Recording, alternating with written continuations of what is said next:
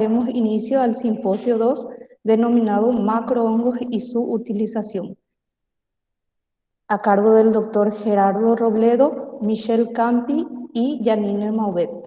Muchas gracias a los simposistas. A continuación daremos paso a una breve presentación del currículum de cada uno de los simposistas.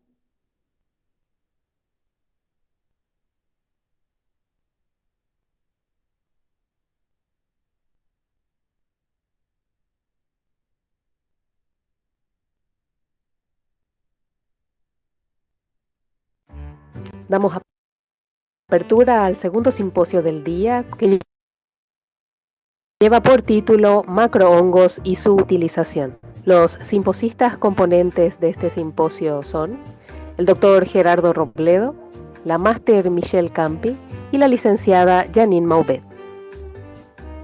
Nuestro primer simposista, el doctor Gerardo Robledo, trabaja en el Laboratorio de Micología del Instituto Multidisciplinario de Biología Vegetal CONICET de la Universidad Nacional de Córdoba. Él es biólogo por la Facultad de Ciencias Exactas y Naturales de la Universidad Nacional de Córdoba y doctor en Ciencias Biológicas de la Universidad Nacional de Córdoba. Posee una vasta experiencia en las distintas líneas de investigación del área de macrohongos.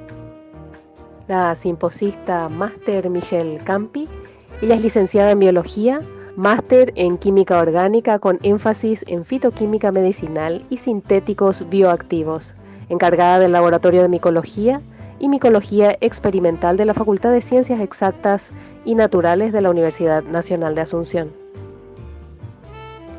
La simposista Janine Mauvet, ella es licenciada en Biología y candidato a investigador por el Programa Nacional de Incentivo al Investigador PRONI del CONACYT. Forma parte del equipo de investigación del área de micología, del Laboratorio de Análisis de Recursos Vegetales y su labor principal es la identificación taxonómica de ejemplares del reino fungi mediante caracteres morfológicos y herramientas moleculares en el marco del proyecto CONACYT, desarrollo de herramientas moleculares para la identificación taxonómica de hongos de 3 ecorregiones de Paraguay: Chaco Seco, Cerrado y Bosque Atlántico, así como su integración al área de investigación micológica.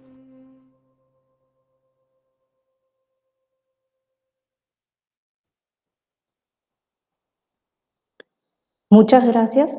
Iniciamos con el tema hongos de la madera, sucesión degradativa y su rol en el ecosistema, a cargo del doctor Gerardo Robledo.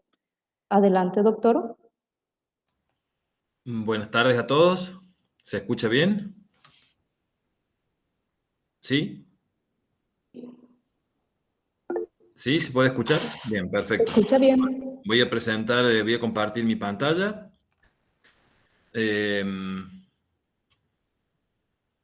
Segundo. A veces me supera la tecnología. Muy bien. Y ahí estamos. ¿Se puede observar? Sí, doctor. Bueno, muchísimas gracias. Muchas gracias a la organización de las jornadas por invitarme, por dejarme participar nuevamente en estas jornadas paraguayas de botánica. Me siento muy halagado. Y bueno, vamos a contarles un poquito sobre una función y un rol en el ecosistema de los hongos de la madera. Y brevemente, el objetivo de la charla es, a través de hacer un pequeño pantallazo, un breve pantallazo de cómo obtienen su alimento, de cómo es el ciclo de vida de estos hongos y qué relaciones establecen en el ecosistema con otros organismos, dando énfasis un poco más fuerte en la charla a lo que es la sucesión degradativa, este concepto de proceso, y cómo las comunidades de hongos se establecen a lo largo de ella, para luego poder, en muy pocas palabras, decir qué importancia tiene este pantallazo ecológico para usarlo como punto de partida para la búsqueda de hongos potenciales en biotecnología. Cuando hablemos de hongo de la madera, uno de los principales grupos de hongos son los políporos, o vamos a decir hongos en estante, que todos ustedes reconocerán en esta fotografía, en donde yo puedo ver un gran tronco caído con las típicas repisas que salen de ella, del tronco. Este es el principal grupo de hongos descomponedores de la madera. Hay muchos, pero dada su diversidad y la importancia, digamos, el potencial de sus enzimas, se consideran como los más importantes en este rol de romper la lignina y la celulosa de la madera. Los hongos de la madera, bueno, como estamos viendo acá, vamos a activar el puntero.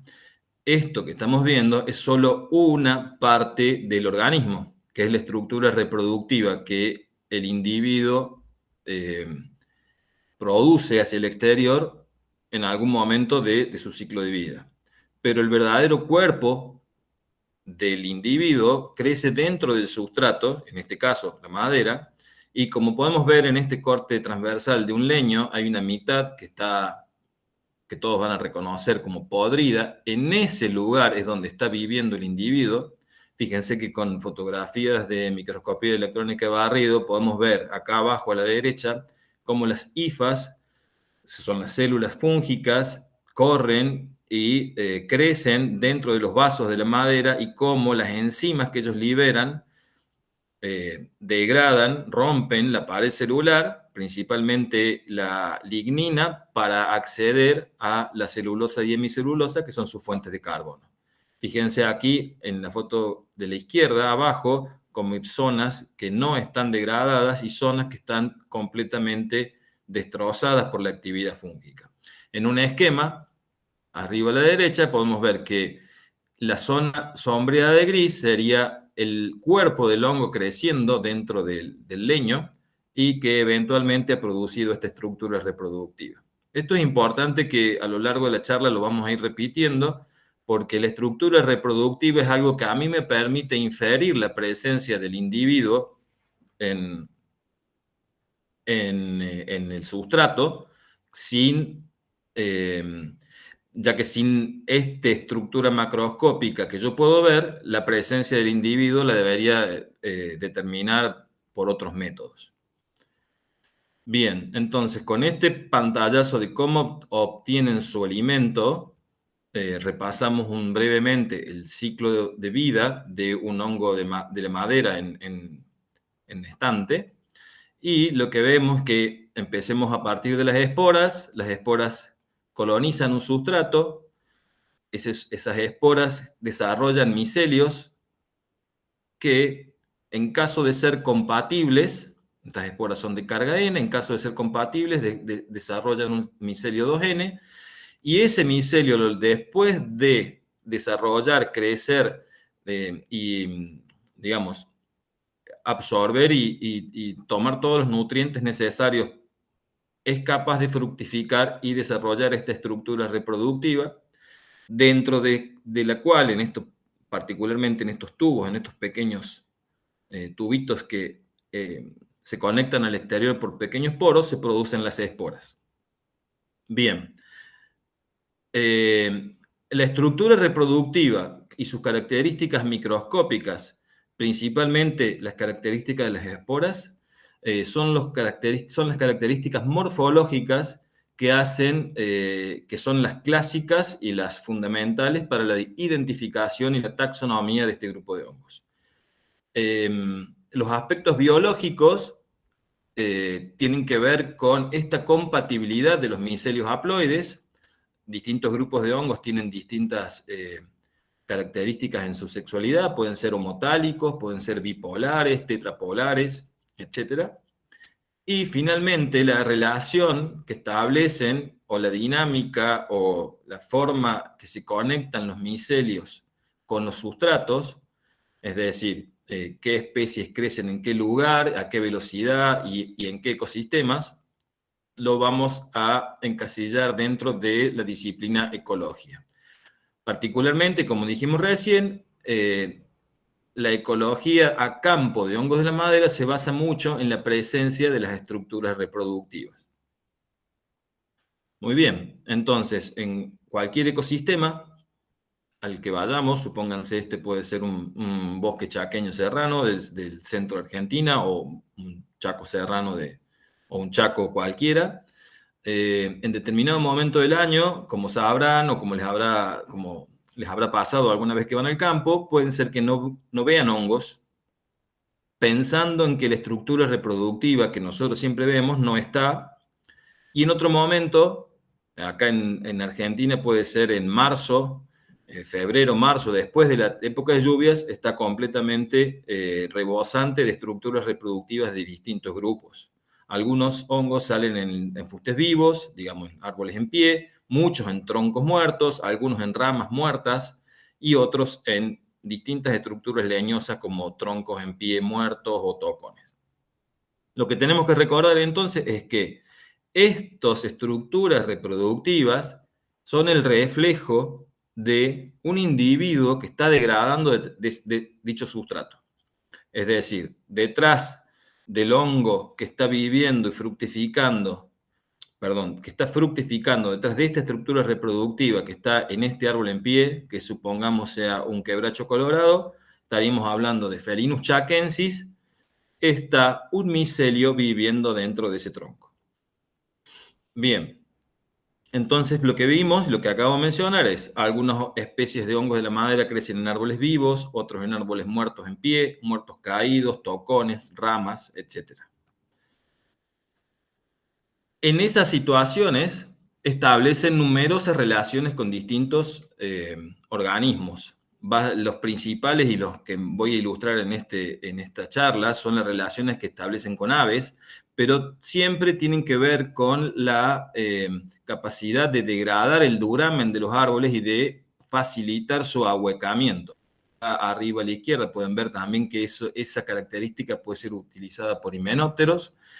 Y otro gran grupo de relaciones que establecen son las que tienen que ver con la dependencia de ciertos microorganismos o insectos y pequeños artrópodos que viven y completan su ciclo en las fructificaciones o estructuras reproductivas de estos hongos.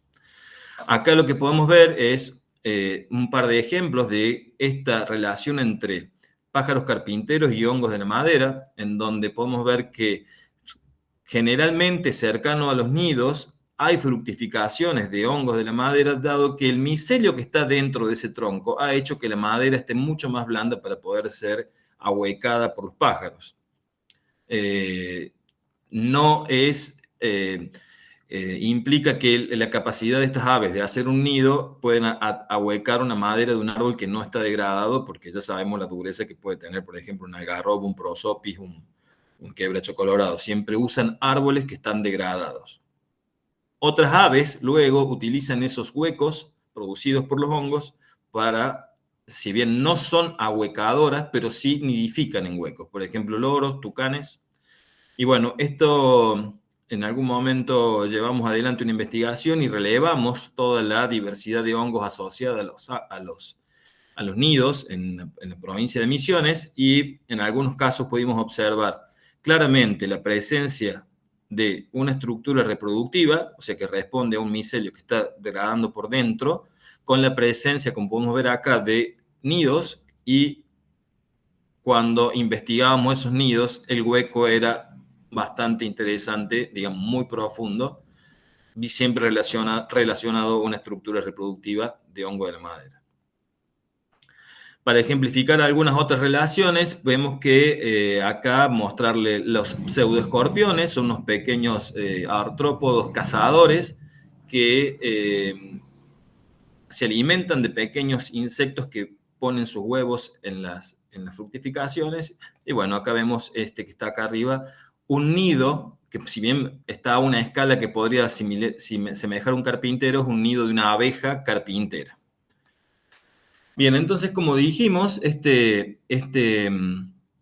hongos de la madera pueden estar en distintas situaciones, por ejemplo, árboles, troncos muertos en pie, tocones, árboles caídos, ramas muertas. si bien nosotros llegamos al sistema y vemos esas distintas situaciones, cuando pensamos esas situaciones en una lógica línea de tiempo, introducimos el concepto de sucesión degradativa, que es muy importante o muy interesante, porque es como opuesto a lo que es el concepto de sucesión en ecología de un bosque, en donde de un lugar sin o con poco bosque, la sucesión va a llevar a el clímax. En la sucesión degradativa se da la inversa, partimos de un sustrato como un árbol, un tronco intacto y que a lo largo de X determinado tiempo desaparece. A lo largo de esa sucesión se van produciendo cambios, ¿sí? Y esos cambios es lo que vamos a tratar de describir brevemente ahora con un par de estudios y qué consecuencias tiene entender esta sucesión. Entonces, ¿cómo armamos esta historia a lo largo del tiempo? Nosotros lo vamos a hacer tomando fotos de distintas situaciones que representan distintos momentos en el tiempo, pero también lo podríamos hacer, que es mucho más complicado porque llega un estudio a muy largo plazo, de seguir un determinado sustrato, por ejemplo, un árbol en pie, durante 40, 50, 80 años hasta que se cae y desaparece. Entonces, esta forma de verlo va a ser viendo las fotos en un mismo lugar, pero de diferentes momentos del tiempo que representan. Entonces, para esta visualización, vamos a tener en cuenta dos conceptos. Que en un tronco vamos a interpretar la presencia del hongo a través de la presencia de sus fructificaciones, que no significa que cuando no esté el hongo cuando no está la estructura reproductiva, no está el micelio, porque los micelios siempre están degradando. Entonces, en este sentido, las aproximaciones ecológicas con base en la presencia de fructificaciones, digamos, subestiman lo que pasa en realidad.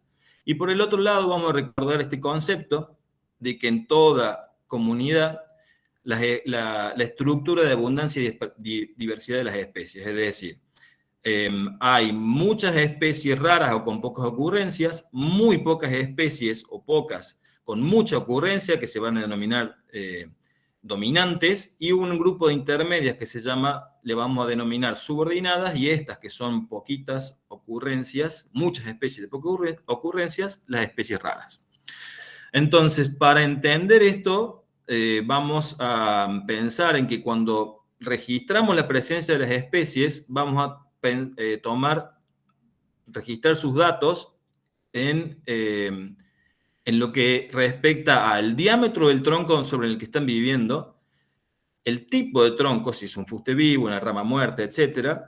Y lo que hicimos fue a través se utilizaría un penetrómetro, pero que es una herramienta que mide cuán podría estar la madera. Nosotros utilizamos un cuchillo graduado.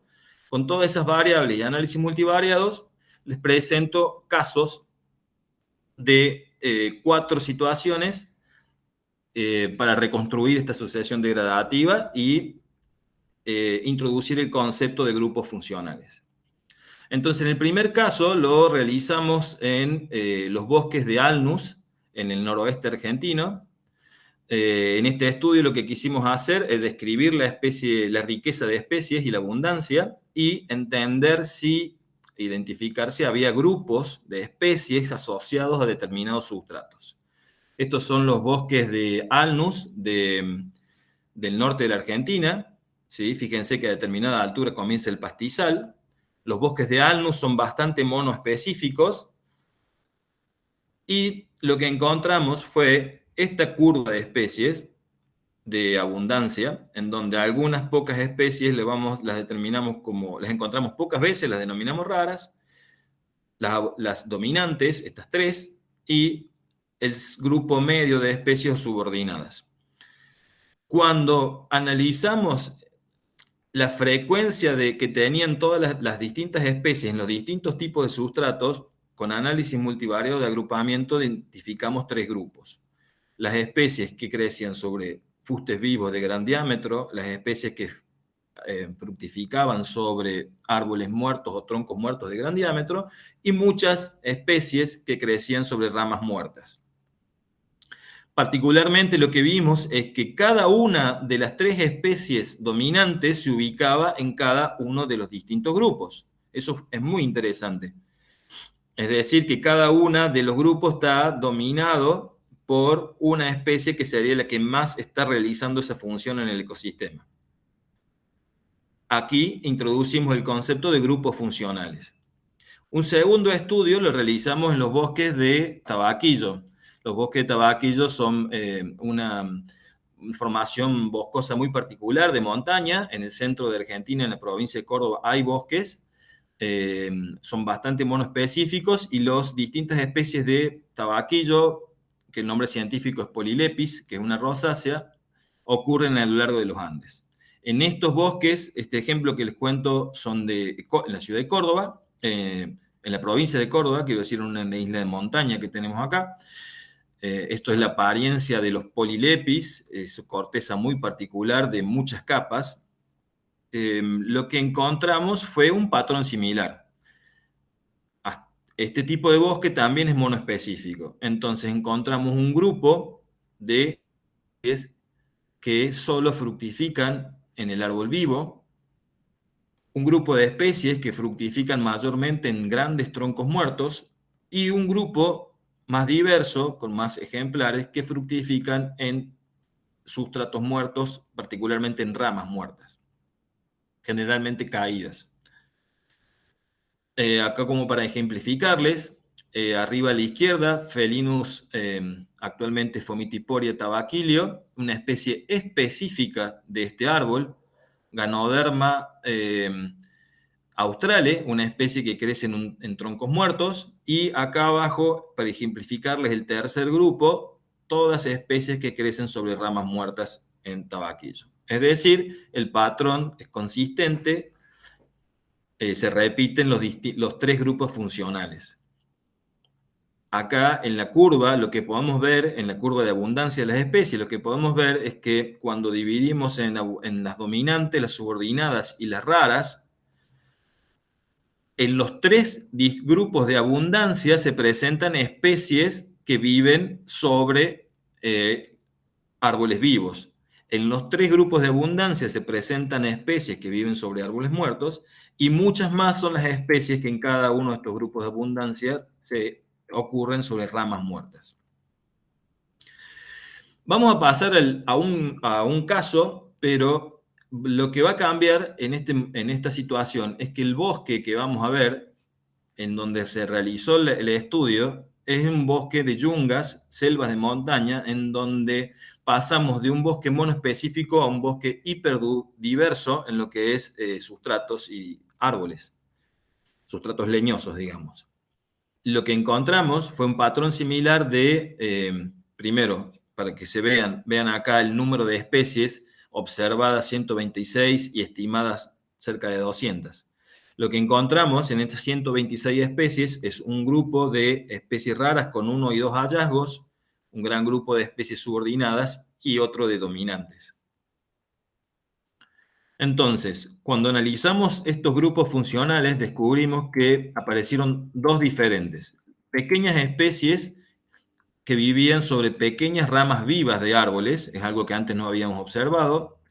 Especies que fructifican de hongos de la madera en el suelo, que sabemos que salen del sistema radical o de árboles vivos o muertos.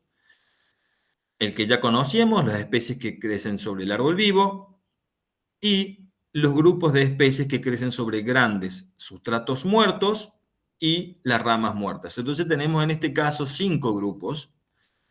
Y cuando realizamos el análisis de ordenamiento multivariado, hicimos un análisis componentes principales. Aquí cada punto representa una especie. Entonces, los 3 principales grupos de hongos que viven en árbol vivo, grupos de hongos que viven en grandes sustratos muertos y ramas muertas, lo que podemos ver que el análisis explica en esta zona del grupo de árbol vivo no solamente la característica árbol vivo, sino también el diámetro. Aquí también, y la mayor cantidad de especies se ubica relacionada a ramas muertas de pequeño diámetro.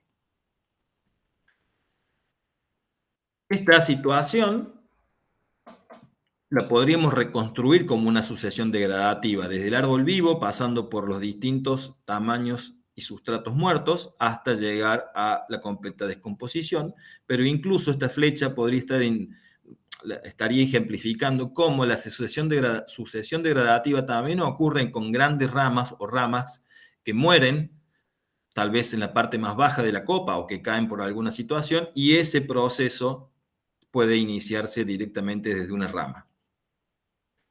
Para ejemplificarles, este es el grupo 1, las pequeñas especies que viven en ramitas vivas muy pequeñas, y remarco esto, ramitas vivas de árboles vivos. El grupo que habíamos encontrado de hongos que crecen sobre el suelo, que sabemos que están sus micelios, o sea, el cuerpo del hongo está en una madera enterrada, ¿sí? Como Amauroderma y como Filoporia, aquí está el pequeño honguito, y hongos que degradan el fuste vivo, en este caso, fuliformes, y otro fuliformes muy típico en el noroeste y noreste, degradando cedrela, muerto en pie. Y aquí tenemos un ejemplo típico de rama muerta, de hongos muy abundantes en rama muerta. Muy bien. Y el último ejemplo para mostrarles es el ejemplo de otro bosque hiperdiverso, en este caso sur de Brasil, Santa Catarina, en donde podemos ver que se ocurren los mismos 5 grupos que vimos recién en el otro bosque hiperdiverso: hongos que crecen en el suelo, hongos que crecen en ramas o lianas muy finitas vivas, hongos que crecen en sustratos vivos, árboles de gran porte, hongos que crecen y fructifican, por supuesto, en troncos grandes, y el mayor grupo, el más diverso, en ramas muertas. Entonces, para ejemplificarlo de otra forma, prestemos atención a estas últimas 3 grupos que son los que siempre están presentes. La diversidad, aquí cada color representa una especie, la diversidad de especies en árboles vivos es menor que la que podemos encontrar en sustratos muertos. Entonces, en este concepto de sucesión degradativa, hemos visto que los hongos crecen en distintas situaciones, y lo más importante es que a lo largo de los 4 estudios el patrón es consistente.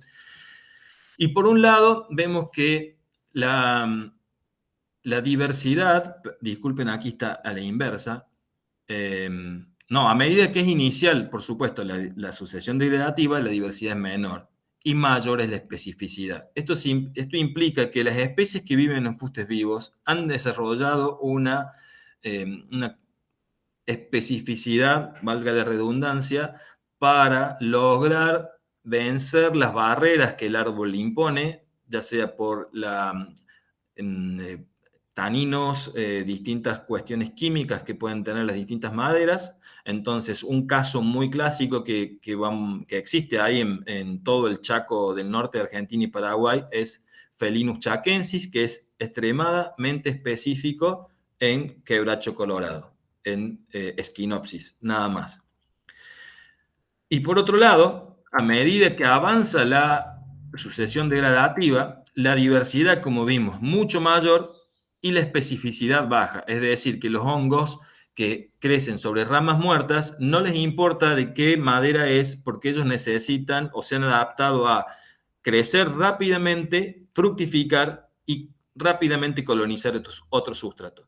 Estas dos extremos, digamos, este panorama, este escenario es muy importante para saber y ayudar a tomar decisiones en lo que es conservación y en lo que es conservación de las especies, y recordando también en todas las relaciones que establecen estos hongos con otros organismos, no solamente con el sustrato. Bueno, ¿y de qué nos sirve este escenario para entender o para empezar a hacer una búsqueda en biotecnología por las enzimas que ellos tienen? Entonces, ¿cómo vamos de la ecología a la biotecnología? Primero, como vimos, sabemos que podemos caracterizar la comunidad de hongos en el espacio-tiempo, qué relaciones establecen con el sustrato y las interacciones con otros organismos. Entonces, en principio, en base a lo que nosotros estemos buscando respecto a al potencial enzimático o a la velocidad de crecimiento que necesitemos que nuestro hongo tenga, vamos a recurrir a ver a la información sobre qué está haciendo en el ecosistema. Los hongos que viven en árboles vivos son de crecimiento extremadamente lento, pero de una batería enzimática mucho más potente, en el sentido de que las enzimas tienen que vencer las barreras de los taninos y los distintos químicos que el árbol les pone. Pero si bien otro tipo de hongos, como los que crecen en ramas muertas,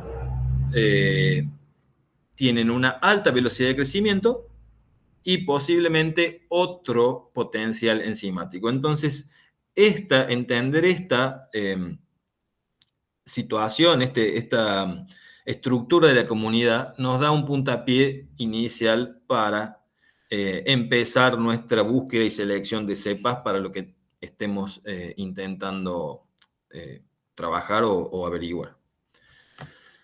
Bueno, muchas gracias.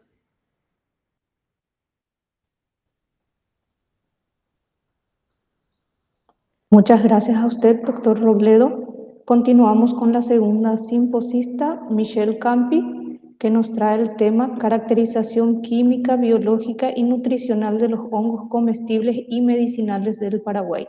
Adelante, Michelle.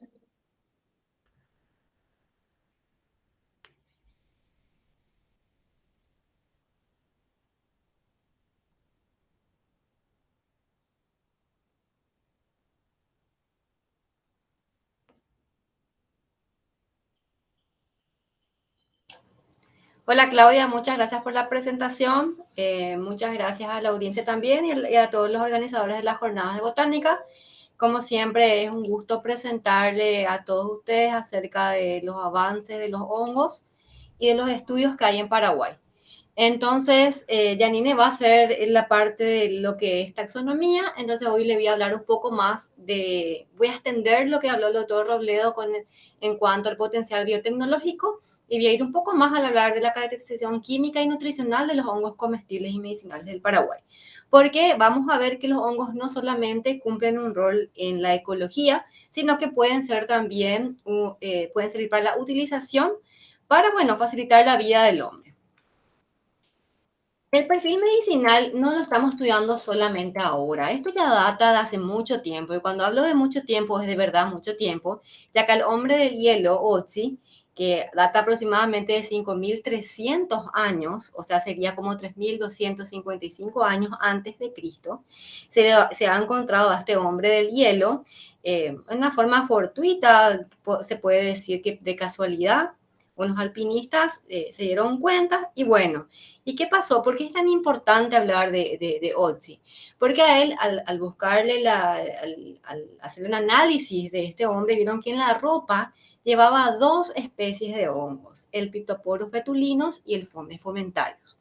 Y esto, bueno, llamó un poco la atención de por qué un hombre prehistórico tendría, ¿verdad? Y bueno, la respuesta es que el Phytophthora betulinus, de hecho, tiene propiedades antimicrobianas que han sido estudiadas ya desde hace décadas y hasta la fecha, y que se ha demostrado científicamente que tiene propiedades antimicrobianas.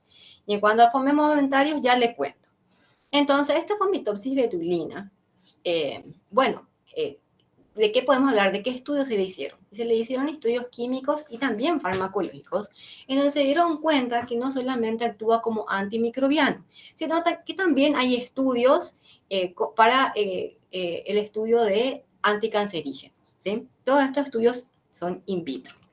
Entonces, el hombre Otzi utilizaba este hongo porque sabía que tenía enfermedad actividad antimicrobiana y la respuesta más posible es sí. En cuanto al Fomes fomentarius, bueno, se le dice también el hongo yesca y se supone que se utilizaba para que él pueda hacer fuego. Como, bueno, estaban en la época de hielo y todo estaba muy congelado, este hongo de tener una estructura, como habló el doctor Robledo, que los poliporales son bastante duros, al abrir por el medio, bueno, se podría utilizar esta parte de adentro para hacer fuego, ¿sí? Bueno, pero vamos un poquito más ya hacia bien al lejano, pero todavía más hacia nosotros, ¿sí? En la antigua Grecia, ya Hipócrates, que es el padre de la medicina moderna, describió también al pictopuro fetulino con la propiedad de cauterizar heridas. Entonces, bueno, ya esa hipótesis de que utilizaba el hombre de hielo como antimicrobiano es valedera.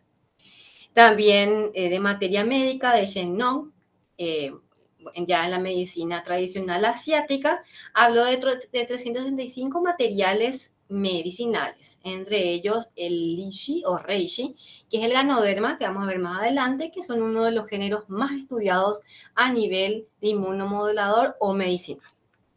Entonces, hablamos también de un perfil nutricional. Estamos diciendo que los hongos no solamente están en la ecología, puede ser también agentes antimicrobianos o utilizarse en la parte farmacológica, y también vemos muchísimos estudios siempre que hablan de otras propiedades como inmunomodulador, tratamiento de prevención del cáncer, hipoglucemiantes, antivirales y antimicrobianos.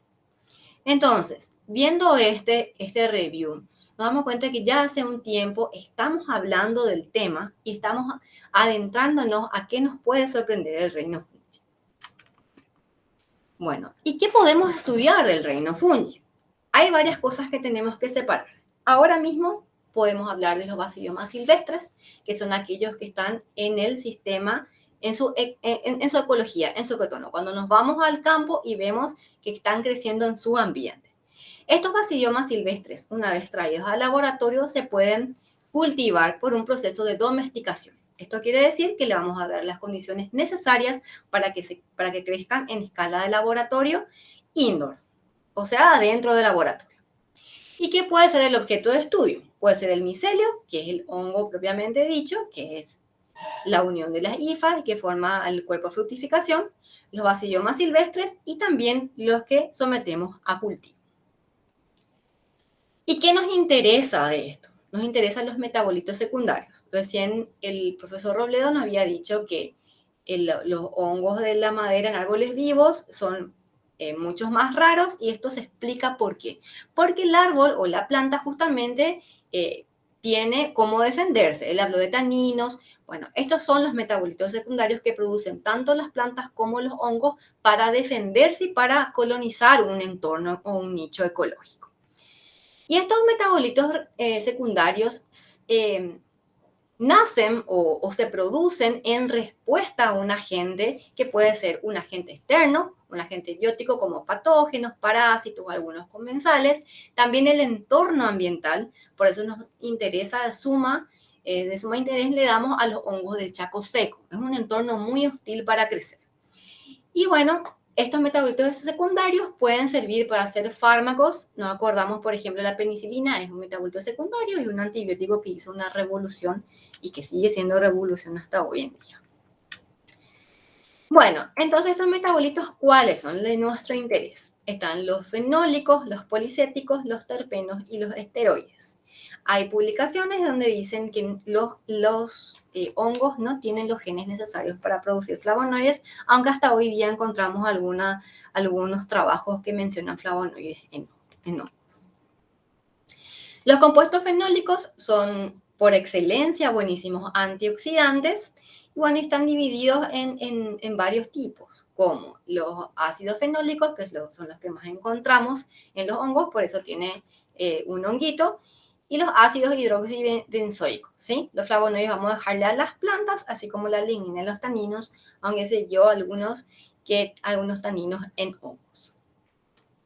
Los alcaloides, hay alcaloides, bueno, que son mucho más famosos que otros. El más famoso y reconocido es el psilocibe, obtenido del Psilocybe cubensis. La psilocibina es hasta ahora, vamos a hablar un poquito más adelante, uno de los alcaloides más utilizados en la farmacéutica.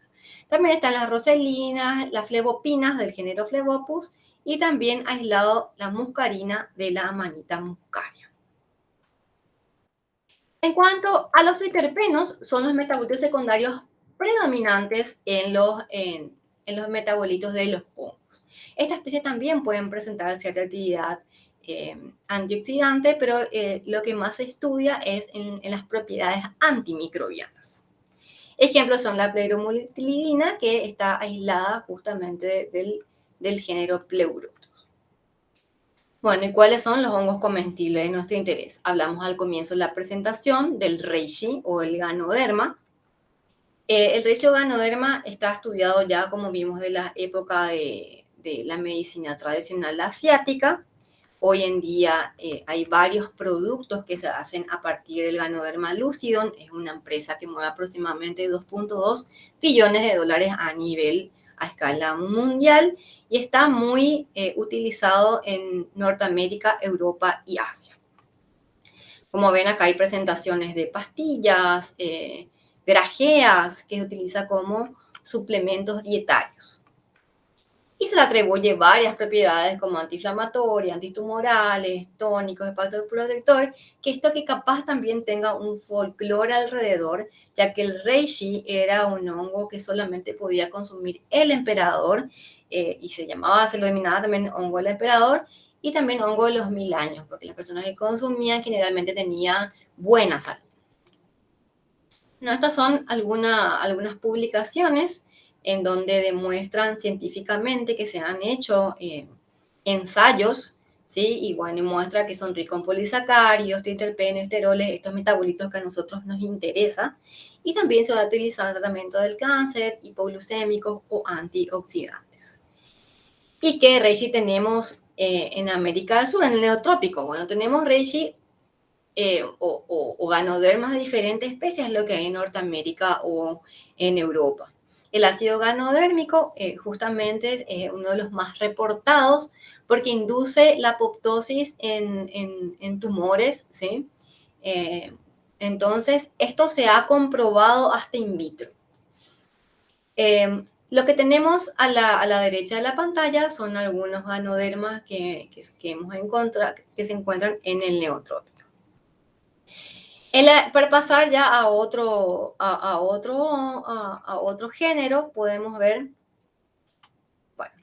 vamos a vernos al estudio de los compuestos activos justamente de los ganodermas que tenemos acá en el neotrópico. Esta fue una publicación que la hicimos este año.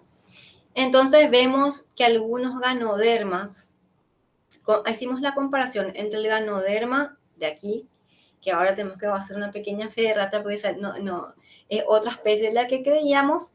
Hicimos la comparación con un ganoderma que de hecho se comercializa por las propiedades biológicas que tiene.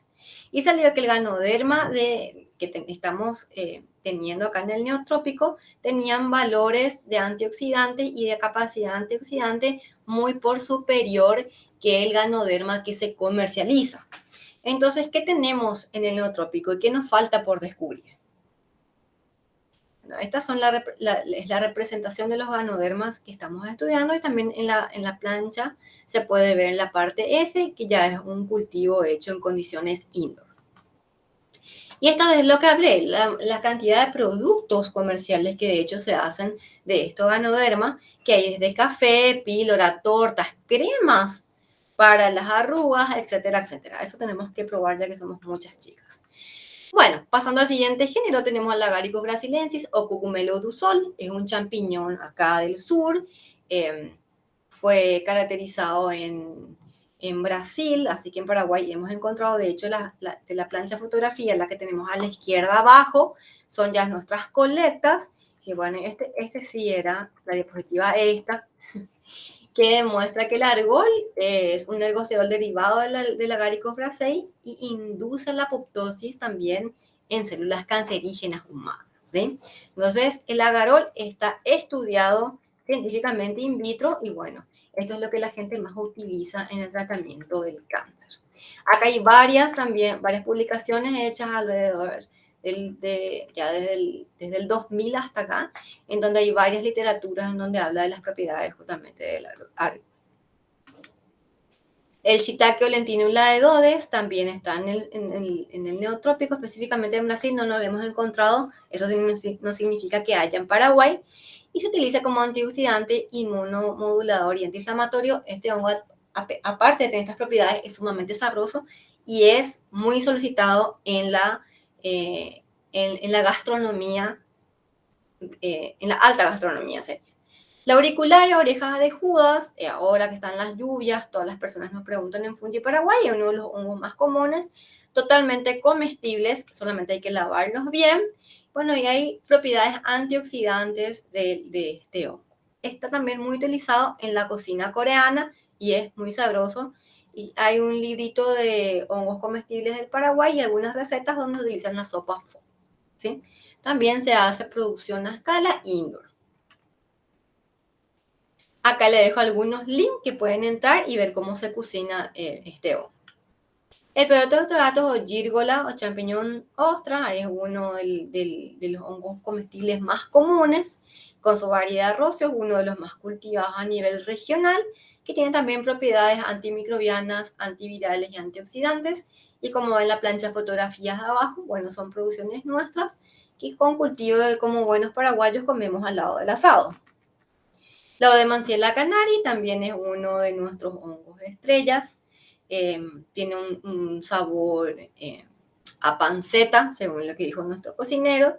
La Odemanciella cannari recientemente se está estudiando mucho tanto las propiedades que tengan como inmunomodulador y también las actividades en el campo de la gastronomía. Estos son estudios recientes del género Ganoderma, en donde estudia la producción a escala indoor. Las fotografías de la izquierda son fotografías del laboratorio de micología.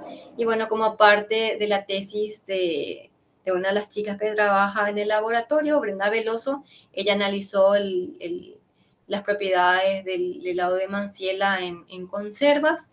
Y también, bueno, en base a ese estudio, otra alumna de la carrera de biología hizo estudios de antimutagénicos. El Phlebophus vieniensis ahora es la época de explosión, es uno de los hongos que más tienen impacto en la parte urbana de lo que sería Asunción y Gran Asunción, porque después de las lluvias sale con ganas. Y bueno, lo que pasó es que en la página Fungi Paraguay tuvimos un reporte de personas que estaban consumiendo este hongo.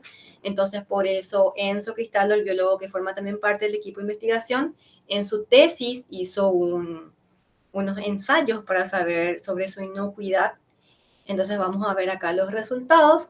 La concentración de fenólicos y antioxidantes salieron en comparación con los ganodermas bajos, pero en comparación con un alimento está bien, la actividad antioxidante del 11%. Y bueno, y lo que hizo Enzo es determinar la dosis letal 50 en el laboratorio de mutagénesis con ayuda del equipo del laboratorio. Y la conclusión que él tuvo es que es completamente inocuo, que hay que comer como aproximadamente 8 kilos de hongo como para que pueda empezar a hacernos mal. Entonces, el Phlebophus vieniensis, y gracias a este estudio, salió que obviamente falta más estudio de inocuidad, pero tenemos el mejor estudio de todos, que es que la gente de la zona ya los comieron y los viene comiendo hace mucho tiempo y no pasó nada, ¿sí? Pero siempre es bueno tener datos científicos que acompañen esto. Y por supuesto tenemos que hablar del Psilocybe cubensis, que se ha utilizado ya a través del tiempo. No solamente ver como algo recreativo, algo que sirve para tener viajes astrales, sino que ver lo que es y lo que surge de la acción farmacológica en el tratamiento de las enfermedades actuales, ¿sí? De las patologías actuales como la depresión, los ataques de ansiedad. Entonces ya varias personas y varios institutos renombrados están hablando de este hongo. Este es un ejemplar que justamente colectamos hace poquito. Y es así que el Instituto Hopkins de Estados Unidos está estudiando hace varias décadas ya a la psilocibina. Varios estados de Estados Unidos lo han liberado, ¿sí? Y esto se ha descrito que la psilocibina en microdosis lo que hace es reactivar el cerebro, ¿sí? Se ha utilizado en el tratamiento de alcoholismo o de estrés postraumático, inclusive en los soldados que llegaron de la guerra, ¿sí? Entonces, no solamente ver en el contexto que todo el mundo tiene con los hongos, que es asociado a la recreación a tener viajes astrales, sino que ver como una cura algo muy actual.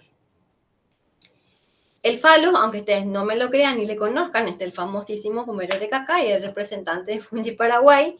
Bueno, este género, por más que sea un poco apestoso, Vamos a darnos cuenta que en Asia, de hecho, es una delicatessen y se le consume de varias presentaciones.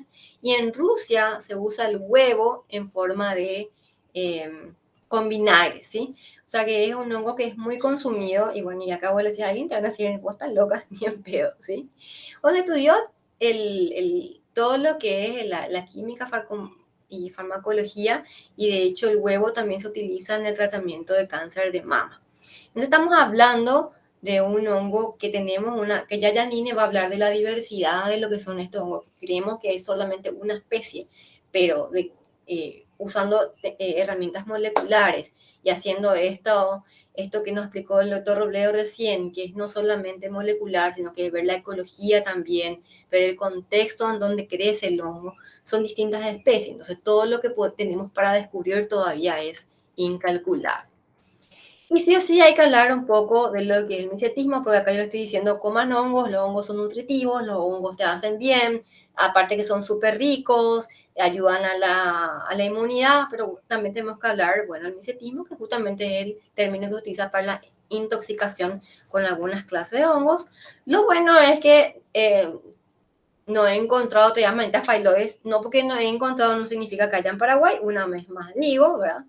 Entonces, ¿por qué son tóxicas estas setas? Bueno, la Manita phyloides es muy tóxica, bueno, porque lo que hace es detener la ARN polimerasa, o sea, que causa una necrosis y una disfunción hepática fulminante que no hay forma de curar, ¿sí? Igual, Hola acá definió y clasificó algunos hongos. Esto siempre tomé justamente de las sierras de Córdoba, que ellos ponen un aviso grande porque hay personas que mueren siempre una vez al año por colectar estas amanitas. Pero lo que sí tenemos en Paraguay es el Chlorophyllum mollidites, que está arriba y justamente está fructificando ahora, y que no se confundan con la macrolepiota, que si bien no mata, no mata en condiciones de un humano sano. No podemos hablar de ancianos, niños o personas con enfermedad de base. Causan intoxicaciones severas que tienen problemas a nivel gastrointestinal, ¿sí? Entonces sí es importante tener ojo y no, bueno, siempre consultar con Fungi Paraguay o con alguien del laboratorio para saber si es el clorofilum o no, ¿sí? Bueno, acá también dejo que hay varias especies de hongos y lo que más se consulta por intoxicación en otros países. En Paraguay todavía no tuvimos. Eso sí, capaz que si la gente se enferma, pero no consulta. Bueno, los ensayos de toxicidad, en realidad acá en Paraguay, ¿cómo vamos? Esto. En realidad pues, tenemos que ver si alguien ya consumió, que aunque suene no energético es así, y buscar la DL50, como para entender la manina, que es la manina, es 0,4, 0,8 miligramos por kilogramo, o sea que esto significa que en pequeñas dosis ya es muy, muy letal. Bueno, le dejamos un videíto que es de laboratorio, como para que vean cómo es el proceso de domesticación.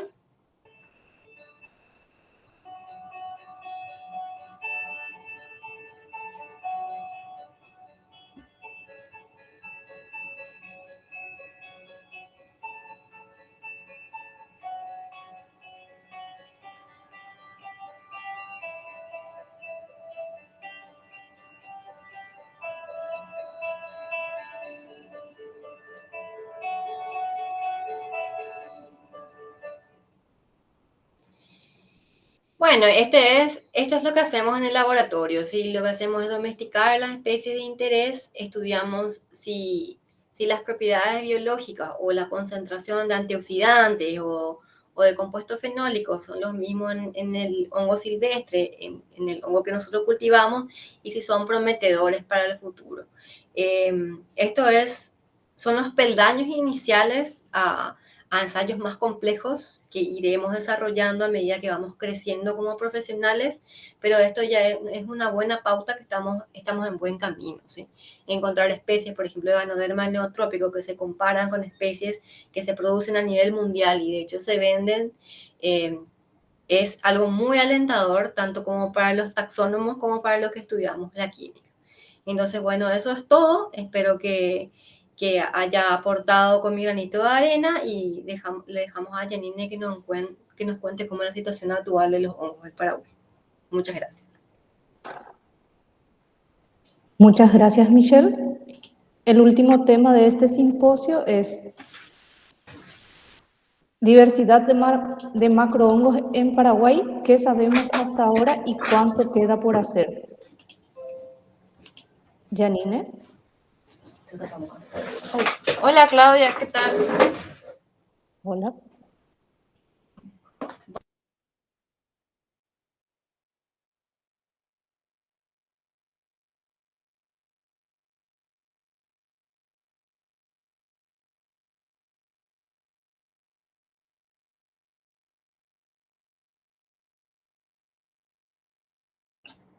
Buenas tardes, no se me estaba escuchando. Bueno, como ya dijo Claudia, mi presentación habla acerca de la diversidad de macrohongos en Paraguay. ¿Qué sabemos hasta ahora y cuánto queda por hacer?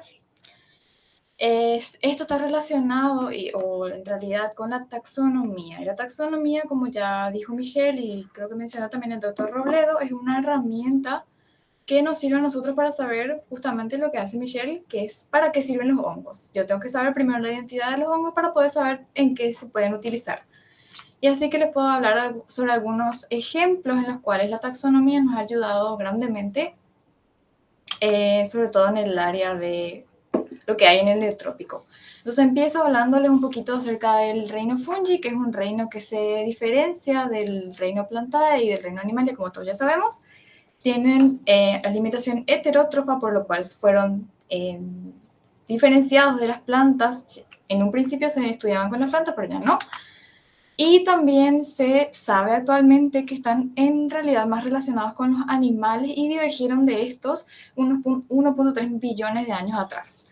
Entonces ellos tienen su propio reino, el reino fungi, es un reino muy diverso. Las estimaciones acerca de la diversidad de hongos van de números muy estrafalarios, como 2.2 millones a 3.8 billones de especies. Y todavía no se describió ni siquiera un porcentaje, ni siquiera se llegó al 10%, solamente tenemos 120.000 especies descritas hasta hoy día. Entonces, ¿qué se sabe del reino fungi en Paraguay? La primera persona que se encargó del análisis de muestras de hongos de Paraguay fue el argentino Carlos de Pegazzini. Él en realidad es de procedencia italiana, se radicó en Argentina, fue el pionero de investigación taxonómica de hongos en Argentina y también hizo viajes a Paraguay. Publicó sus hallazgos en varios compendios, numerosos compendios en realidad, denominados Fungi-Guaranicity, en los cuales él publica un montón realmente de especies, tanto nuevas como descritas de otras regiones del mundo, que también encontró aquí en Paraguay. Él hizo en la publicación al menos 800 especies de hongos, de las cuales 250 aproximadamente corresponden a macromicetos, que son los hongos que nosotros podemos ver con nuestros ojos a simple vista, que son los que nosotros estudiamos en el laboratorio en los grupos Basidiomycota y Ascomycota.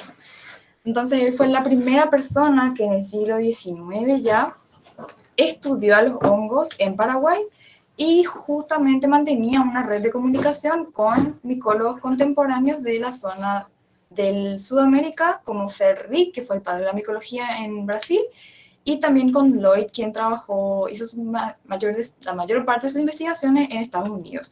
Entonces, entre ellos tres mantenían una red de comunicación de micólogos, lenta obviamente porque no había internet en esa época, y le ponían nombre a los hongos de Paraguay. Después de casi 80 años de que nadie tocara un hongo, nada de muestras en Paraguay, vinieron otros dos argentinos micólogos que fueron los primeros que nos enseñaron, bueno, entre los primeros que nos enseñaron a caracterizar hongos a nosotros, el equipo que ahora está formado en Paraguay, que son el doctor Popov y Wright. Ellos escriben o hacen un compendio en realidad, revisión de herbario, utilizando muestras tanto de Pegazzini, propias colectadas por ellos, y también algunas colectas de Rommel. Ellos encuentran que existe una lista de 88 especies de hongos políporos que habitan la madera, que son el grupo que estudia el doctor Robledo, y que se podían dispersar en esos puntitos que están sobre el mapa. Entonces tenían una buena cantidad de hongos de diferentes procedencias del país, pero la mayoría de las muestras de Pegazzini se perdieron, ya no se pueden encontrar. Entonces, ese era el panorama en el siglo XX de qué se sabía de hongos en Paraguay. La mayoría de hongos que describió Pegazzini se habían perdido y 88 especies son las que quedaban en los herbarios de Argentina, específicamente para hongos poliporales. Después, en 2003, Popov y Wright también describen una nueva especie de peniófora basada en caracteres morfológicos y la publican en Mycotaxon.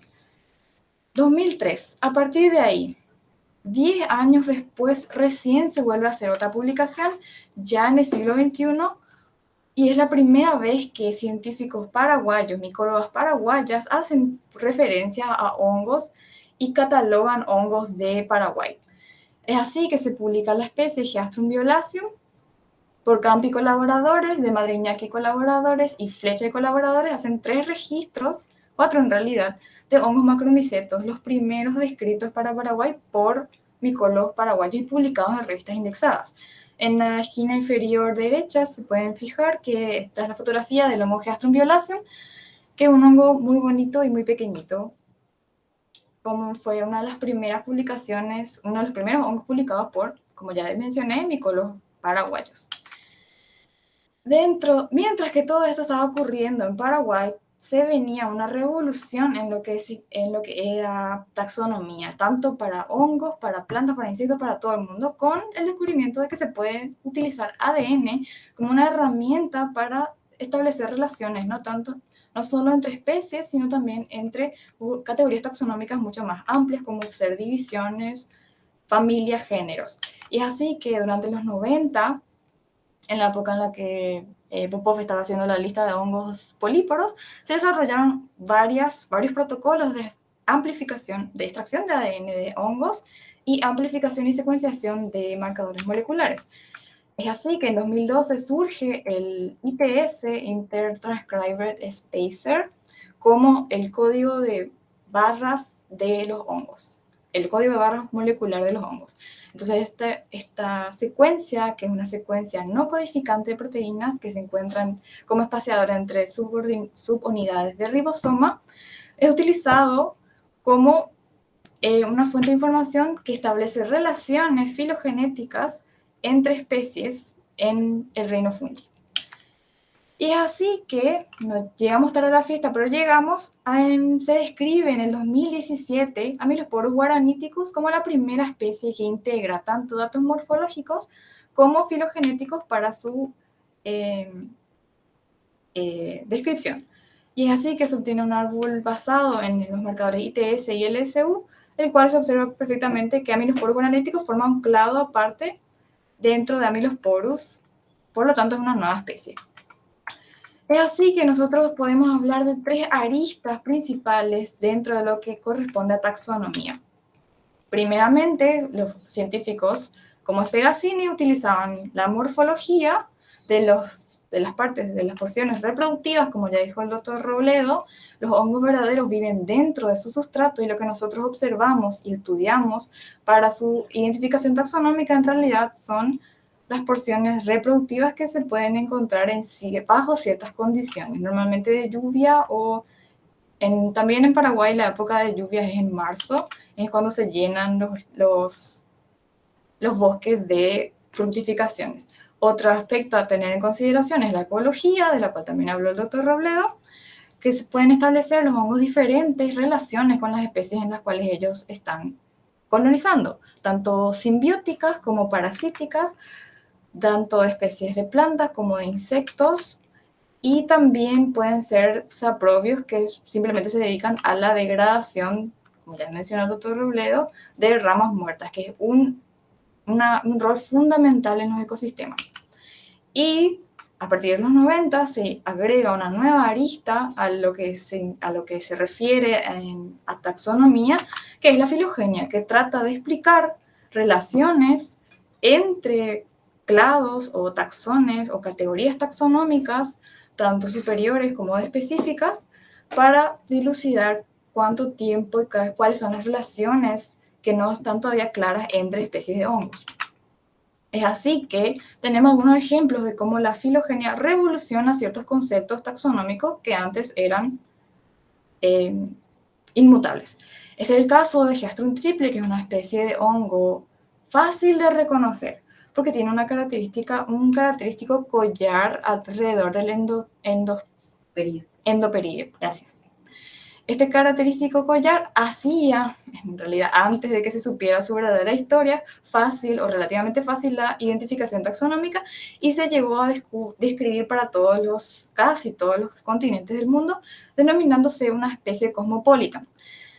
Kazuya y et al., sin la intención de explicar nada acerca de Geastrum triplex y tratando de explicar realmente cuál es la relación de Geastrum melanocephalum dentro del género Geastrum, le utilizó a Geastrum triplex como grupo externo para la construcción de sus árboles filogenéticos. Y para sorpresa de ellos, Geastrum triplex en realidad terminó creando más problemas en el árbol filogenético que solucionando problemas. Se generaron varios clados, como se puede ver a la de derecha de la diapositiva, y entonces ellos llegaron a la conclusión inevitable de que Geastrum triplex es realmente una especie polifilética, que se compone de diferentes especies que tienen misma morfología y que esa morfología se alcanzó a través de linajes evolutivos diferentes. O sea que esta morfología no necesariamente indica relaciones entre estas especies. Y Geastrum melanocephalum, no sé qué pasó con él. Y encontraron ahí un problema que no se esperaban encontrar. Otro problema que también fue ya resuelto es el de Phallus induciatus, otra especie que también se creía cosmopolita. Si ustedes observan estas imágenes, 4 imágenes de hongos del género Phallus, hasta un micólogo entrenado diría, no, estas son todas la misma cosa. Y se les ponía a todos dentro de la bolsa de lo que es Phallus induciatus. Pero, no son Phallus induciatus todos. Existe un clado de Phallus induciatus sensu estricto y también existen, recabado a través de datos moleculares y utilizando filogenia, otras especies muy parecidas morfológicamente, pero que son especies diferentes. Phallus deniricans, Phallus equamulosa y Phallus purpurascens fueron descritas por Cabral y colaboradores en el 2019, utilizando árboles filogenéticos. Nosotros en Paraguay también tenemos especies de Phallus y sabemos, por experiencias anteriores de la región, que el paper anterior era de Brasil, que probablemente no sean solamente Phallus induciatus, sino que se traten de o especies que ya fueron descritas para Brasil o Phallus induciatus sensu estricto. Otro caso también de un complejo de especies que se dilucidó hace poco y del cual se van desprendiendo diferentes taxones es el caso de Felinus linteus o Inonotus linteus. Inonotus linteus fue descrita para Nicaragua originalmente y se creía que su distribución se extendía hasta Sudamérica y había sido que no. Inonotus linteus entonces se ve así y a todo lo que se veía más o menos así en los herbarios se le denominó Inonotus linteus. Entonces en los herbarios se acumularon varias muestras de Inonotus linteus. Haciendo una revisión dentro del marco de lo que es solucionar problemas taxonómicos en Sudamérica, se creó este proyecto Neopol que habla de taxonomía sistemática y filogenia de hongos de Sudamérica, específicamente políporos del neotrópico. En este contexto actual del desarrollo de biología molecular como herramienta taxonómica, se vio que muchas de las muestras identificadas como Inonotus linteus o Felinus linteus en realidad se trataban de un nuevo género, Pheginotus neoaridus, descrito a partir de especies distribuidas en ecorregiones secas de Brasil y que tienen una cierta especificidad con cesalpíneas. Entonces, este nuevo género, erigido en el 2016 por Drechsler Santos y colaboradores, tiene características morfológicas muy similares a Pheginotus, que hicieron que se describiera como Felinus, pero que en realidad existen ciertas diferencias taxonómicas, como ser la presencia de hifas esqueletales restringidas a los tubos que son donde se producen las esporas, y también un lado adaxial plano en las esporas, que no se observa en géneros de Felinus. Entonces es así que Drechsler Santos y colaboradores nos dan a nosotros herramientas para poder diferenciar morfológicamente especies que antes no tenían respuesta. Entonces, ellos describen, usando filogenia, este nuevo género, y en Paraguay también tenemos especies que tienen este tipo de morfología. Como ya mencioné, Pheginotus tiene la característica de hifas esqueletales restrictas a los tubos y un lado adaxial plano en las esporas, que también se observan en muestras de Paraguay. Y es por eso que en el 2020 describimos estas especies como posibles miembros del género Pheginotus y no tanto de Pheginus, como creíamos anteriormente. Estas muestras, la de arriba, ABC, fueron colectadas en Pantanal, una ecorregión bastante característica, y las que corresponden F, G y KL en la figura fueron colectadas en Central. O sea que la distancia también que existen entre y las diferentes ecorregiones en las cuales se encontraron las especies también nos indican que podrían tratarse entre ellas, además de las diferencias morfológicas, especies distintas. Otro caso que fue resuelto también para muestras de Paraguay utilizando filogenia, o sea, basado en trabajos basados en filogenia de hongos que se incluían en el género y no en la especie Inonotus linteus, es el caso de Tropicopodus drechleri.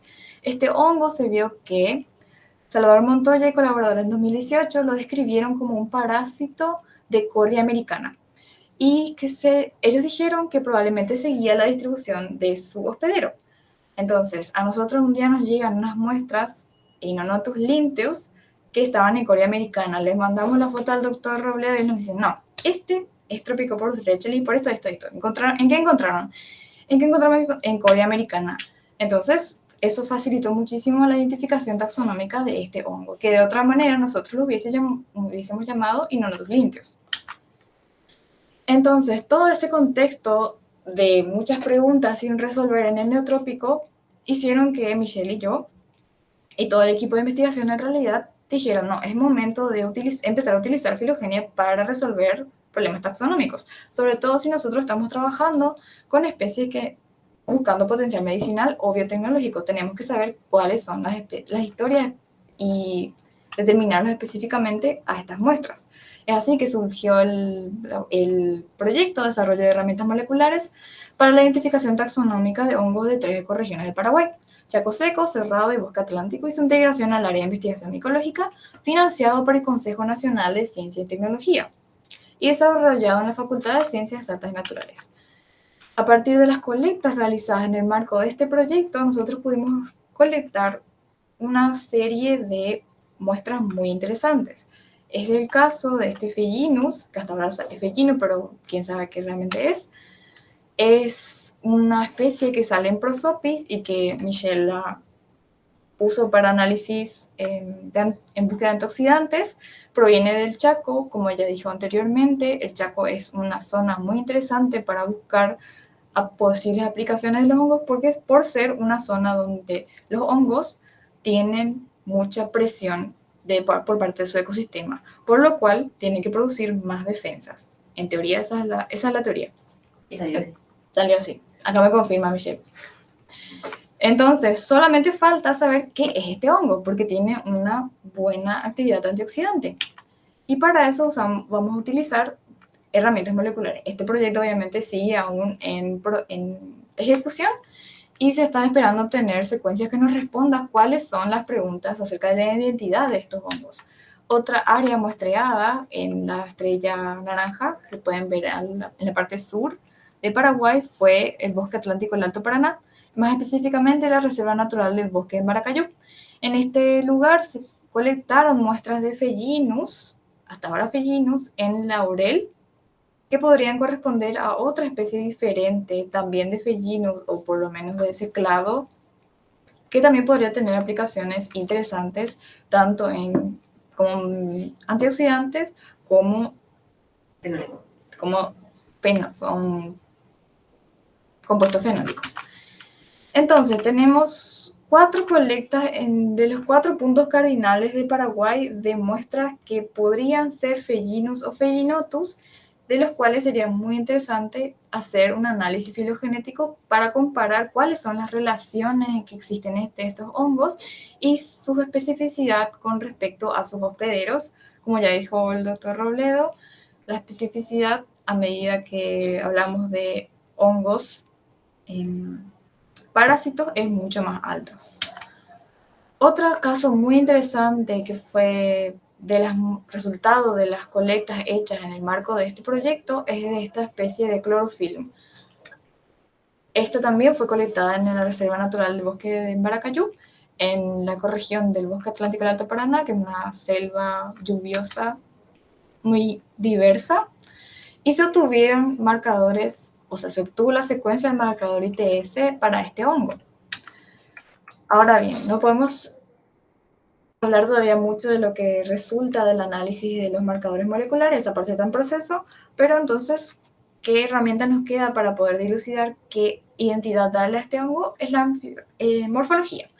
Entonces, por morfología con Michelle dijimos, no, este hongo se llama Chlorophyllum globosum, que es uno de los hongos del género Chlorophyllum que tiene mayor tamaño del disco, del pilio. Ahora bien, todas las características morfológicas de nuestro hongo globosum coinciden con Chlorophyllum globosum, solo hay un problema. El tipo de Chlorophyllum globosum fue descrito para Camerún. ¿Cuál es la posibilidad de que todas las esporas de Chlorophyllum globosum hayan atravesado el Atlántico y ido a parar a un ecosistema como el Bosque Atlántico del Alto Paraná?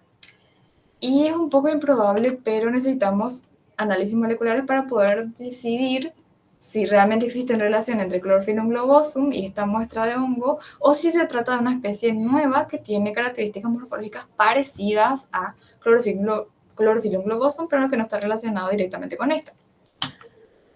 Y por último, les quiero hablar también del caso de Favolus pseudogrammocephalus. Este hongo fue el caso ideal que todo el mundo quiere que le pase en la vida. Y por suerte le hicimos la la secuenciación del marcador ITS. Yo a este hongo le miré y dije, este es un Microporellus. Le identifiqué como Microporellus porque Microporellus se caracteriza por poros muy pequeños. Ahí en la fotografía del margen superior derecho pueden fijarse que no se ven a simple vista los poros de tan pequeños que son. Entonces, lo que hace el taxónomo, o yo en realidad, lo que hizo fue ponerle en la bolsa de Microporellus. Igual extrajimos el ADN, hicimos la secuenciación del marcador ITS que sirve para identificación a nivel de especie, y haciendo un blast rápido para curiosear con la base de datos de GenBank, en la cual se depositan otros datos de marcadores ITS de todos los hongos que te puedas imaginar, salió que hay un 99.29% de similitud con una especie llamada Favolus pseudogrammocephalus. Favolus pseudogrammocephalus, yo no escuché nunca hablar de ese nombre. ¿Por qué no escuché nunca hablar de ese nombre? Porque esa especie fue publicada este año por Palacio y colaboradores. Ahí se pueden fijar en la fotografía del margen inferior derecho la similitud que existe en el himenio y también en la superficie del pilio entre estas dos especies. Entonces no cabe duda, bueno, en realidad hay todavía una duda, pero estamos en proceso de analizar los marcadores que fueron obtenidos para ver si realmente corresponde con Favolus pseudogrammocephalus. Entonces, yo les quería responder la pregunta de la diversidad de macrohongos en Paraguay. ¿Qué es lo que se sabe y cuánto es lo que falta por hacer? Entonces, ¿qué sabemos? Si tengo que hacer una representación gráfica, es eso lo que sabemos, creo que mucho menos incluso. ¿Y cuánto queda por hacer? Bueno, queda por hacer un montón. Tanto en la región, Paraguay está un poquito atrasado, pero estamos llegando a la meta también junto con otros países de la región, como Brasil y Argentina, que ya tienen mucho más experiencia en descripciones taxonómicas y en la utilización de árboles filogenéticos para el reconocimiento de subespecies, y eso a nosotros nos sirve muchísimo para poder hacer comparaciones. Ese es el caso de Favolus pseudogrammocephalus. Si no existiese el trabajo de Palacios basados en muestras brasileras describiendo nuevas especies de Favolus, nosotros le hubiésemos puesto Microporellus a esa muestra que tuvimos y capaz que la identificamos erróneamente por quién sabe cuánto tiempo. Si no hubiese habido trabajo de Tropicoporus drechsleri que describía cuál era el hospedero de la especie Tropicoporus drechsleri, también nosotros capaz no podíamos hacer una identificación correcta. Lo mismo ocurre con el género Pheginotus. al utilizar las 3 aristas que yo mencioné en la primera parte de la presentación, morfología, ecología y también filogenia, se puede crear herramientas que enlacen las 3 cosas, morfología, ecología y filogenia. Entonces a nosotros que todavía no disponíamos de herramientas filogenéticas nos sirven las explicaciones morfológicas que se le dan a los resultados filogenéticos, que es el caso de Pellinotus. Hay diferencias filogenéticas y también describen diferencias morfológicas. Entonces, con esto quiero terminar hablándoles de la importancia que se da en trabajar en conjunto para dilucidar cuáles son las relaciones, no solamente de hongos de Paraguay, sino también de toda Sudamérica, y que todos los trabajos que salgan en Sudamérica a nosotros nos sirven muchísimo, y obviamente crear una base de datos y un grupo de personas que estén trabajando constantemente y compartiendo un flujo de información es súper importante. Es así que quiero agradecer, por más que nos estén escuchando, a Micolab, la gente de Brasil, que trabaja arduamente para escribir hongos de su país, a Fundación Fungicosmos, que también nos ayudó muchísimo a través del doctor Gerardo Robledo, y Hongos de Argentina, que también nos siguen apoyando hasta ahora para identificación. Hay un constante flujo de información entre estas organizaciones en el contexto de este proyecto de políporos del Neotrópico. Hasta ahí va la presentación. Espero que hayan entendido que falta mucho por hacer, pero que estamos en camino. Muchas gracias. Muchas gracias, Yanni. Ahora vamos a ir a la sección de preguntas. Pueden alzar la mano para poder cederles la palabra.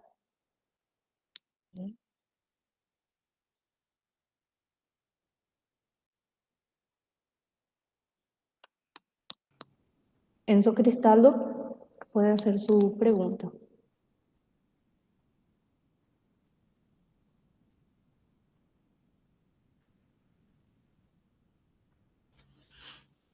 Sí, bueno, yo tengo una pregunta para el doc. Gracias por su presentación, primero que nada.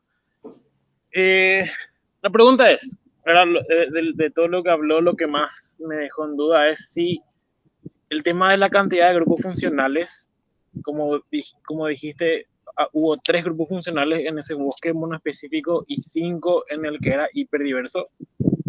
Esa cantidad de grupos funcionales sería dependiente del hecho de que es monoespecífico el otro bosque o es una particularidad de la especie que habitaba ese bosque monoespecífico.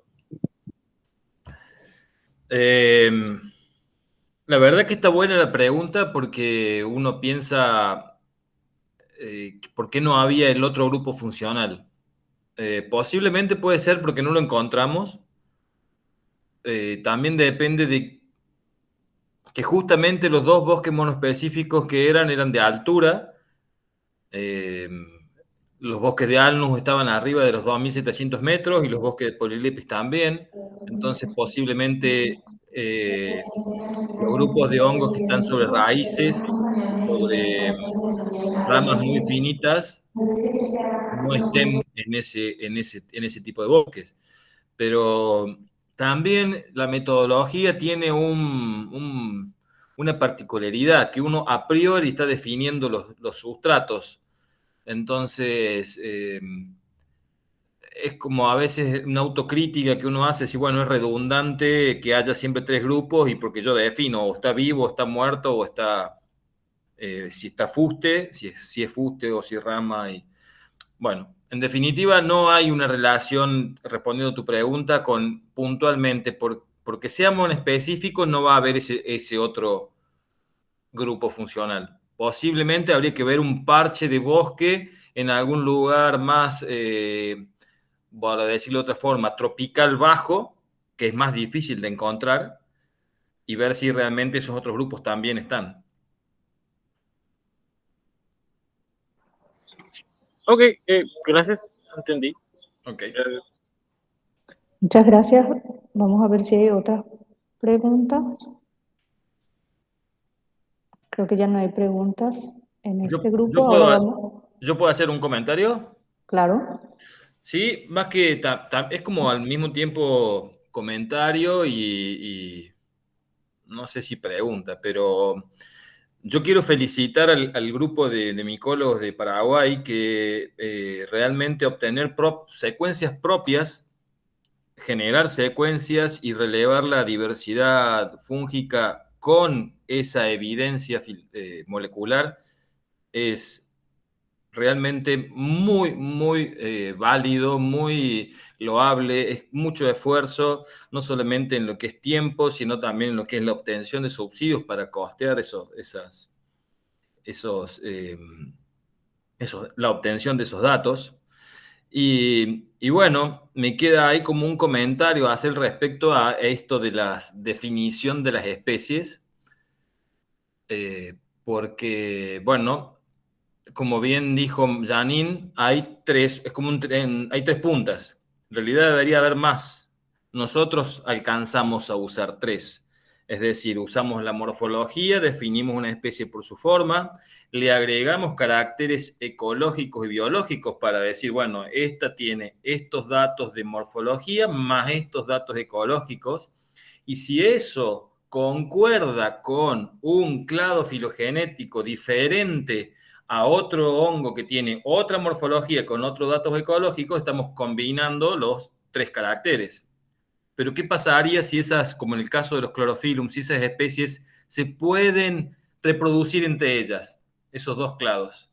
Entonces falta la pata, digamos, de ese trípode, que sería la cuarta pata, que es la biología digamos, si son compatibles sexualmente o no. Eso es muchísimo más difícil de hacer, porque hay que obtener cultivos monospóricos y realmente probar que esas especies eh, no son sexualmente compatibles, es decir, no pueden dejar descendencias. Entonces, hay que tener en cuenta eso de que estamos describiendo el mundo de los hongos, de la diversidad que existe, con cierta, digamos, estaría faltando ese ítem para decir realmente estoy describiendo una especie nueva, pero bueno, me falta ese pequeño detalle. En muchos grupos se sabe que cuando forman clados diferentes ya son sexualmente incompatibles, pero en otros grupos, o en otro grupo de especies, para decirlo, por ejemplo, en el sur de Argentina con Nueva Zelanda, están geográficamente asociados, están morfológicamente un 90% similares en morfología. ¿Y qué ocurre con la sexualidad? Son parcialmente compatibles entre ellos. Entonces ahí llegan las situaciones típicas de la biología, que uno dice, el patrón es este, pero me falta este detalle porque es 50% compatible con el material de Nueva Zelanda, el de la Patagonia. Y bueno, ¿qué hacemos ahí? Entonces tenemos que recordar que muchas veces encontramos a los distintos taxones en procesos, evidenciamos, mejor dicho, procesos de especiación. Es decir, está en un momento en que parcialmente es compatible sexualmente, pero yo los tengo que juntar para que se reproduzcan, porque están tan lejos uno de los otros que no se reproducen solos en la naturaleza. Al menos se supone que una espora de la Patagonia no llega hasta Nueva Zelanda. Pero en fin, es muy, muy, muy interesante ver cómo la obtención de datos moleculares en un lugar donde antes no se obtenían está abriendo las puertas a encontrar un mundo enorme y bastante, yo digamos que una conclusión que sacaría respecto al título de la presentación de Janine sería lo que dijo Sócrates. Cada vez estamos más lejos, conozco más pero conozco menos. Es decir, mientras más avanzo en el conocimiento, más lejos me encuentro de saber cuántas especies tengo. Antes hubiera dicho, todo esto es Ganoderma australis, y hoy sé que por lo menos dentro de eso que yo identificaba con esa forma, cuando aplico una nueva herramienta, tengo 5 especies diferentes. Así que tienen muchísimo trabajo por delante y cada vez es, si bien tenemos más herramientas, cada vez es más complicado también decidir cuándo define una especie y cuándo no, pero bueno, la felicito por su trabajo. Muchas gracias, Doc. Y bueno, muchas gracias a la Fundación Fungicosmos y a vos personalmente por siempre ser nuestro tutor, nuestro mentor. Y bueno, y ahí por ahí nos tira la oreja afuera de cámaras cuando nos equivocamos, para que sepa la gente. Sí. Pero bueno, estamos súper contentas y a seguir trabajando. Y no solamente unir lo que es la taxonomía con la química y la biotecnología, que es lo que nos interesa. Así que gracias a todos por escuchar el simposio y si no hay más preguntas. Un ratito, voy a ver si no hay preguntas de las redes. No hay preguntas, pero sí felicitaciones a Janine Mauvet y a los 3 expositores. Bueno, muchas gracias. Muchas gracias a ustedes por su tiempo y su excelente presentación. Gracias, Clau. Ahora vamos a una pausa, volvemos a las 17:05 con las exposiciones orales. Muchas gracias. Saludos a todos, hasta luego.